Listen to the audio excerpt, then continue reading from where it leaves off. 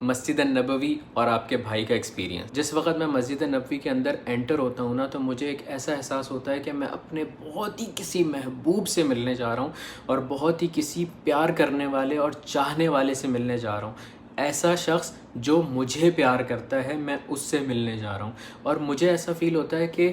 دنیا کے اندر کوئی بھی نیگیٹو چیز نہیں ہے، کچھ بھی ایسا نہیں ہے، اور مجھے یہ فیل ہوتا ہے کہ میں بس سب کو معاف کر دوں، سب اچھا ہو، صرف اچھی سوچ آتی ہے مسجد النبوی کے اندر انٹر ہوتے ہوئے۔ بس یہ دل چاہتا ہے کہ سکون سے آپ بیٹھ جاؤ، سکون سے نماز پڑھو، وہاں سے نکلنے کی کبھی بھی جلدی نہیں ہوتی کہ بس نکلو یہاں سے، کبھی بھی ایسا نہیں ہوتا۔ مسجد النبوی کے اندر جتنی دیر بیٹھے رہو اتنا مزہ آتا ہے، اتنا سکون ملتا ہے۔ مسجد النبوی کے اندر میرا افطار کا جو ایکسپیرینس ہے نا، وہ بہت مزے کا ہے، اور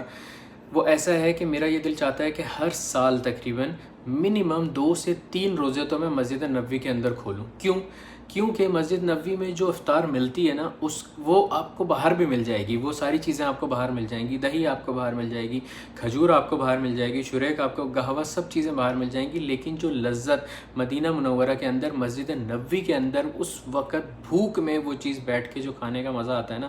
وہ مزہ آپ کو کہیں پہ بھی وہ چیزیں لے جا کے نہیں آتا۔ وہاں پہ اس ہوا کی وجہ سے اس کے اندر ایک ایسی لذت آ جاتی ہے کہ وہ جو نارمل سی دہی کا پیکٹ ہوتا ہے، وہ آپ کو اتنا لذیذ لگ رہا ہوتا ہے جس کی کوئی انتہا نہیں۔ میرا اس وقت روزہ ہے، میرے منہ میں پانی آ گیا، اور مجھے وہ افطاری یاد آ گئی کہ کس طریقے سے ہم لوگ مدینہ منورہ میں افطار کرتے تھے، اور مجھے وہ سارا ٹائم یاد آ گیا کہ ہم کس طریقے سے مدینہ منورہ میں افطار کرتے تھے، اور کیا اس کی لذتیں تھیں۔ اس میں وہاں پہ ایک دہی ملتی ہے، اس میں وہاں پہ دہی کا ایک پیکٹ ملتا ہے، اس کے اوپر تھوڑا سا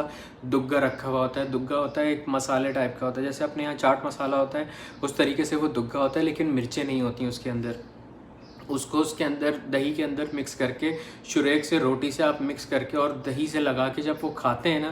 سبحان اللہ کیا مزہ آتا ہے۔ اور وہ دسترخوان پہ جو کھجوریں پھیلی ہوئی ہوتی ہیں، وہ جو دسترخوان پہ کھجوریں پھیلی ہوئی ہوتی ہیں، اس میں سے آپ اٹھا کے کھا رہے ہوتے ہیں۔ وہ جو دسترخوان پر کھجوریں پھیلی ہوئی ہوتی ہیں، وہ کھا کے پھر اس کے بعد جو اس کے ساتھ زمزم پیتے ہیں، اوف، پیٹ بھر جاتا ہے، ساری انرجی مل جاتی ہے آپ کو زندگی بھر کی۔ یعنی وہ بہت معمولی سی غذا ہوتی ہے، لیکن وہ کھانے کے بعد آپ آرام سے بیٹھ کے تراویحاں پوری پڑھ سکتے ہیں۔ مسجد نبوی کے اندر اعتکاف کی مجھے زندگی میں ایک دفعہ سعادت حاصل ہوئی ہے۔ وہاں پہ اعتکاف ایک بالکل ہٹ کے ہے، مطلب آپ کی باتیں ایسے پوری ہوتی ہیں، یعنی آپ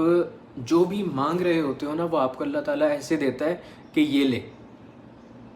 یعنی اس میں ذرا بھی دیری نہیں ہوتی، اس کے اندر ذرا بھی یہ نہیں ہوتا کہ بس مل جائے گی وہ چیز، نہیں۔ یعنی میں آپ کو اپنا پرسنل ایکسپیرینس شیئر کرتا ہوں کہ ہم لوگ دوست اعتکاف میں بیٹھے تھے، تو ہم لوگ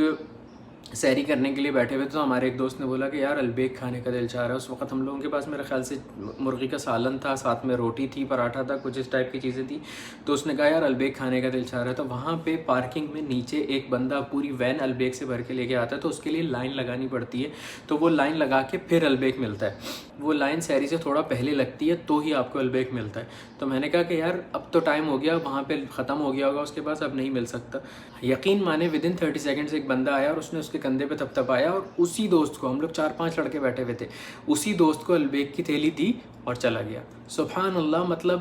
کس طریقے سے اللہ تعالیٰ وہاں پہ پوری کرتے ہیں آپ سوچ نہیں سکتے۔ باقی اعتکاف ہم لوگ سحری کرنے کے بعد فجر کی نماز پڑھ کے، پھر اس کے بعد قرآن وغیرہ پڑھ کے، پھر اس کے بعد تھوڑی دیر سوتے تھے، پھر ظہر میں اٹھتے تھے، پھر تھوڑا سا آرام کرتے تھے، پھر عصر کے بعد سے لے کے قرآن پڑھتے ہمیں مغرب ہو جاتی تھی، پھر افطار کرنے کے بعد بس جلدی تراویحوں کی اور عشاء کی نماز کی تیاری ہوتی تھی،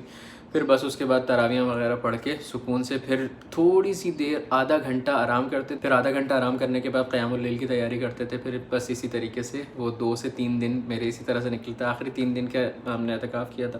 بس پھر عید کی نماز پڑھ کے ہم لوگ واپس آئے تھے۔ امید ہے آپ لوگوں نے اس ویڈیو سے کچھ نہ کچھ ضرور سیکھا ہوگا، اگر سیکھا تو اپنے دوستوں کے ساتھ ضرور شیئر کیجیے گا۔ اپنا بہت سارا خیال رکھیے گا، اور اگر آپ لوگ رمضان وِد سلمان سے کچھ نہ کچھ سیکھ رہے ہیں تو مجھے کمنٹ کر کے ضرور بتائیے گا کہ آپ لوگ سیکھ رہے ہیں یا نہیں۔ اپنا بہت سارا خیال رکھیے گا۔ اللہ حافظ۔